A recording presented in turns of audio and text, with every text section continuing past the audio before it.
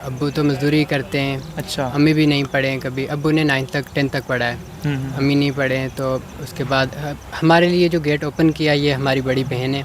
उन्होंने किया इस साल वो फाइनल किया उन्होंने MBBS में। अच्छा। GMC जम्मू से अल्हम्दुलिल्लाह। फैमिली का सबसे बड़ा सपोर्ट रहा है इसमें, पूरी फैमिली का। अच्छा, आपने जैसे बताया कि आपके वालिद जो हैं वो मज़दूरी करते हैं, क्या काम करते हैं? घर का काम होता है। पहले एक दुकान थी स्टार्टिंग में, जब दीदी की सिलेक्शन हुई थी तब दुकान आहिस्ता आहिस्ता ख़त्म होने लगी थी। तो फिर हमारा खर्चा ज़्यादा आ गया, फिर दुकान को वो कंटिन्यू नहीं कर पाए।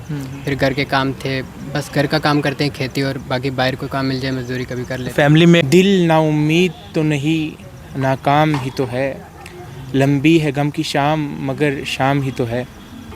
नाजरीन, जो मेरे साथ अब दो मेरे छोटे भाई बहन देख रहे हैं, इनका नाम वकार है और हुमैरा हमारे साथ बैठी हैं।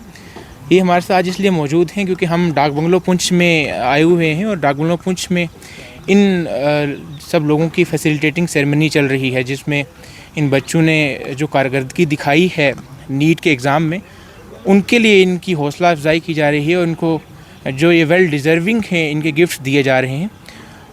मेरे साथ ये दोनों मौजूद हैं, इनसे आज बात करेंगे और देखेंगे कि क्या क्या मुश्किलात एक एस्पिरेंट की ज़िंदगी में होते हैं और कैसे किस तरीके की ये जर्नी होती है। कई सारे, क्योंकि ज़ाहिर है जब ऐसी फैसिलिटेटिंग सेरेमनी होती हैं तो कई सारे बच्चे और इंस्पायर होते हैं कि वो भी डॉक्टर बनेंगे या फिर वो भी IAS बनेंगे, वो भी KS करेंगे, वो भी किसी और ऐसी फील्ड में जाएंगे, जर्नलिस्ट बनेंगे, साइंटिस्ट बनेंगे। तो इन लोगों को यहाँ पर बुलाया गया है आज, और आज हम इनसे बात करके देखते हैं। पहले तो आप दोनों का बहुत बहुत शुक्रिया और आप दोनों को बहुत बहुत मुबारकबाद। ये बताइएगा कि आप का ये फर्स्ट अटैम्प्ट था आप दोनों का? वकार, आप बताइए। जी, मेरा ये थर्ड था। अच्छा। फर्स्ट में मेरे नहीं थे स्कोर अच्छे, तो मुझे और अटैम्प्ट लेने पड़े।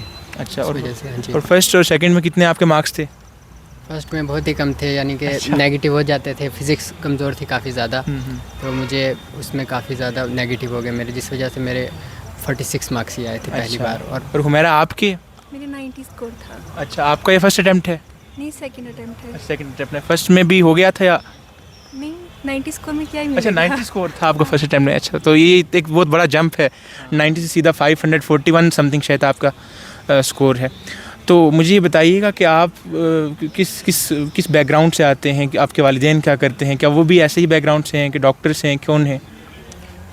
वो तो नहीं है, बल्कि अब्बू तो मज़दूरी करते हैं। अच्छा। अम्मी भी नहीं पढ़े हैं कभी। अब्बू ने 9th तक 10th तक पढ़ा है। अम्मी नहीं पढ़े हैं। तो उसके बाद हमारे लिए जो गेट ओपन किया ये हमारी बड़ी बहन है। उन्होंने किया इस साल वो फाइनल किया उन्होंने MBBS में। अच्छा। GMC जम्मू से अल्हम्दुलिल्लाह। अच्छा। अच्छा, तो यही सब था। तो ये बताइएगा, ये आपका बैकग्राउंड में डॉक्टर्स तो नहीं है, खाली आपके आपने कहा बताया कि बहन की गाइडेंस थी, तो ये कितना मुश्किल होता है हुमैरा कि जब एक बार जब अटैम्प्ट में, पहले अटैम्प्ट में ना हो, फिर इस चीज़ को टैकल भी करना, फिर सब्र भी इस चीज़ पर रखना और फिर दोबारा से उसी जोश से, उसी हौसले से तैयारी भी करना? सबसे बड़ी बात तो सबसे पहले मेरी बहन ने किया, उन्होंने ही हमें ये सब मतलब गाइडेंस दी, तो हमारे लिए बहुत इजी था कि इसको फिर से ड्रॉप लेना और फिर से तैयारी शुरू करना। बहन की बहुत ज़्यादा इसमें गाइडेंस रही है और फैमिली बहुत सपोर्टिव थी। अच्छा। उन्होंने इस चीज़ को एक्सेप्ट किया कि हाँ अब ये कर सकते हैं, ट्रस्ट किया उन्होंने हम पे कि ये कर सकते हैं। और फिर उन्होंने भी बहुत फैमिली मतलब कमाता सिर्फ वालिद साहब ही कमाते हैं? वहीं अभी। अच्छा, तो अब तो खैर 3 डॉक्टर्स हैं, वो कमाएंगे अच्छे से इंशाल्लाह। तो सिस्टर का, जो आपकी बड़ी सिस्टर हैं, आपने बताया कि उनका आखिरी साल था ये MBBS का, है ना? अच्छा, अब इंटर्नशिप कर रही हैं, तो माशाल्लाह अब तो वो भी आहिस्ता आहिस्ता कमाना शुरू हो जाएंगी। ये बताइएगा कि जो भी आपको बच्चे देख रहे हैं, जो अभी एस्पिरेंट्स देख रहे हैं, वो क्योंकि ये जर्नी जो है वो ये वही बता सकता है जिसने इसके स्ट्रगल्स को देखा हो, क्योंकि पढ़ना भी अपने आप में और एक स्ट्रगल है और फिर उसमें साबित कदमी भी रखना एक स्ट्रगल है। तो वो कौन कौन सी किताबें आप प्रेफर करते हैं और क्या आपने कहीं से कोचिंग ली या सेल्फ स्टडी थी आपकी, या और जो उम्मीद होती है कि क्या सेल्फ स्टडी से हो जाएगा नीट जैसे एग्ज़ाम? तो इसमें यही है कि जैसे बच्चे आजकल ड्रॉप का ज़्यादा चल रहा है, बच्चे पहले नहीं पढ़ते हैं। ये एक ऐसे माइंडसेट ही बन गया है कि 11th 12th में नहीं पढ़ेंगे, हम ड्रॉप कर लेंगे आराम से, बाद में पढ़ेंगे। ड्रॉप एक डिप्रेशन है, ये आप समझ के चलो। ड्रॉप में बहुत ज़्यादा डिप्रेशन आता है बंदे को, बहुत बुरी हालत होती है। हमारे साथ हमारी बड़ी बहन रही जम्मू में, उसने कोशिश की, तो उस तरह से हमें थोड़ी सा चलता रहता था। बट हमारे यहाँ भी चल रहा है कि बच्चे खुद ही चले जाते हैं, PG ले लेते हैं, उस वजह से वो नहीं कर पाते हैं, डिप्रेशन हो जाता है बच्चों को बहुत ज़्यादा। तो किताबों की बात रही, NCERT को तुम अच्छी तरह से पढ़ दो 20 30 40 बार, तो वही सबसे बेहतर किताबें हैं। और फिज़िक्स आप प्रेफर करो कि नोट्स बना लो अच्छे से जो तुम्हें समझ आ जाएं, कभी किसी के नोट्स नहीं बल्कि खुद के आप लोगों ने कोचिंग भी ली थी या नहीं ली थी? मैंने 1 साल की कोचिंग ली थी। कहाँ से ली थी? पुणे महाराष्ट्र दक्षिणा फाउंडेशन में मुझे स्कॉलरशिप मिल गया था। अच्छा, स्कॉलरशिप मिल गया था। तो मतलब आपका जो फाइनेंशियल खर्चे होते थे इस दौरानिए में, जितने भी पढ़ाई के टाइम पे आप दोनों, क्योंकि नीट की तैयारी कर, नीट की किताबें भी हैं ज़ाहिर है, और कोचिंग है तो कोचिंग का भी वो सब चीज़ें होती हैं, तो वो फैमिली ही सपोर्ट करती थी या किसी और कोई चीज़? हाँ, फैमिली ही रही है। और बाहर से इसका 1 साल का वो हो गया था जो फाउंडेशन है ऐसे दक्षिणा करके एक बड़ा काम JNV से, ये JNV थी पहले, JNV रही है, वहाँ से इसको वहाँ स्कोप मिल गया। अच्छा, इस मिथ के बारे में क्या ख्याल है कि जब तैयारी करने बच्चे बैठते हैं तो वो ये या तो यहाँ से जम्मू चले जाते हैं, है ना, वहाँ पर PG, जैसे आपने PG की बात भी की, तो आप लोग भी जम्मू गए थे, तैयारी की थी, या फिर यहीं पर रुक कर तैयारी की है आपने? हम तो अपनी सिस्टर के लिए जम्मू गए थे, उन्होंने ही बुलाया था कि आ जाओ यहीं तो अच्छा रहेगा। और वो हर संडे को विज़िट करते थे, वो हॉस्टल में रहते थे ना। अच्छा। तो जब हम लोग ने रूम लेके रखा था तो वो हर संडे आते थे, टेस्ट लेते थे, उन्होंने हमारे टेस्ट लिए, सारे टेस्ट आए। सबसे मुश्किल इस सफ़र में क्या होता है? मतलब आपने जितना एक्सपीरियंस किया, आप पढ़ते थे रोज़, देखिए ना, आप जब इंसान पढ़ता है तो उसको 1000 चीज़ें दिखती हैं। सबसे मुश्किल आपको क्या लगा? आपको किस चीज़ में सबसे ज़्यादा मुश्किल आई? मतलब फाइनेंशियल तौर पर मुश्किल आई या नहीं आई? फैमिली का तो आपने बता दिया कि सपोर्टिव थे, वो तो कभी उस पर कभी फोर्स नहीं किया कि आपके 3 अटैम्प्ट हो गए या 4 अटैम्प्ट हो गए। तो ये भी बताइएगा कि मॉरल सपोर्ट कितना ज़रूरी होता है, क्योंकि देखिए ना, जब आप पढ़ते हैं तो आप कभी कभी जब 1 अटैम्प्ट में नहीं होता तो घर वाले शायद शक की नज़र से देखने लग जाते हैं कि क्या इससे हो भी पाएगा या नहीं हो पाएगा, क्या ये कर भी सकेंगी या नहीं कर सकेंगी। तो इस तरीके के मॉरल सपोर्ट के बारे में आपका क्या कहना है कि बच्चों को ये थोड़ा सा जो गैप देना माँ बाप की तरफ से, कि आप अगर एक बार में ना भी कर पाए या फिर अगर आप बिल्कुल भी ना कर पाए तो फिर भी आपके साथ हम खड़े हैं और हम आपको सपोर्ट करेंगे, आप किसी और फील्ड को ज्वाइन कर लीजिएगा? हाँ, ये मेरे अब्बू का था। जब हमारा पहली बार नहीं हुआ, अब्बू ने कहा कुछ नहीं होता, जो पढ़ा हुआ है वो ज़ाया तो नहीं ना जाएगा, आप फिर से तैयारी करो। तो अब्बू ने तो बहुत ज़्यादा सपोर्ट की इस चीज़ को, मतलब हमें चाहे जो कोई और कुछ भी बोल रहा था कि नहीं हुआ, पढ़ा नहीं या जो भी हुआ, लेकिन अब्बू हमेशा साथ रहे। उन्होंने मतलब हमें ये ट्रस्ट दिलाया, यकीन दिलाया कि हाँ आपसे होगा, आप करो। अब्बू की तरफ से ही बहुत सपोर्ट रही है। अच्छा, तो आज तो अब ये बताइएगा कि क्या फीलिंग्स है? आज खुश हैं? अब ये मेहनत जो रंग लाई है, अब इसके बाद तो खुश होंगे? अल्हम्दुलिल्लाह, अल्लाह का करम है कि खुशी तो होगी, मगर मुझे लगता है कि हमें देख करके और भी बच्चे इसको फॉलो करेंगे।